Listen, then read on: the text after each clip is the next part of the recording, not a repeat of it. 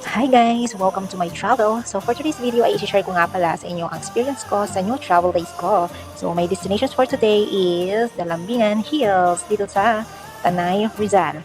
So bali nag-commute nga pala kami papunta sa area from Manila to Baguio, then Baguio to Kalumbay. So matatarik na daan nga pala ang aming nadaanan bago nakarating sa area. Kaya kaunting ingat na lang sa mga private vehicle. So naglakad na nga lang pala kami papunta sa taas dahil hindi na kinaya ng aming sasakyan na tricycle ang paakyat pataas. At finally, narating na nga namin yung aming destinasyon. So, welcome to Lambingan Hills. Entrance nga pala dito ay 200 pesos each kapag overnight.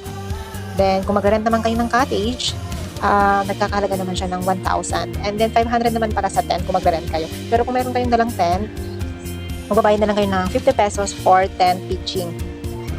Marami din pala silang CR dito, kaya no worries ko na magagawan kayo kung sino yung nauna na magbabawas o mag-iihip. Narito nga pala ang napakalawak na parking area nila dito sa taas.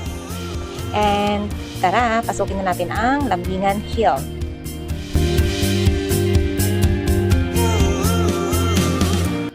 No worries nga pala kung wala kayong mga baon dahil meron sila dito na kainan.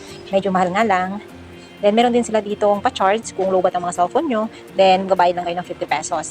At kung papaluto naman kayo ng kanin, worth 50 pesos din po sa rice cooker. At tara, silipin na natin ang kanilang nakamamanghang tanawin at Instagrammable highlights sa lugar na ito.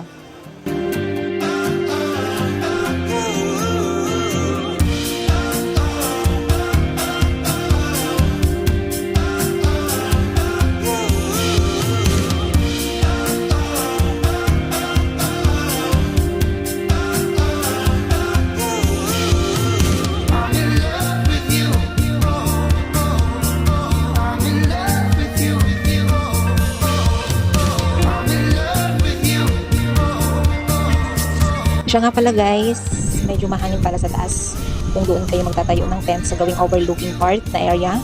Mga bandang 2 to 4 AM medyo malakas ang hangin kaya kasi bumababa daw yung fog tapos sobrang lamig. Kaya kung mag-overnight kayo, don't forget to bring your jacket.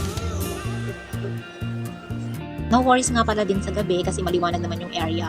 So baka inisip nyo na madilim yung lugar. Hindi po, maliwanag po siya. So hindi po or huwag kayong mag-alala kung mayroong brownout kasi naka-solar naman po yung kanilang ilaw sa taas. So that's all for today's video. Bye-bye!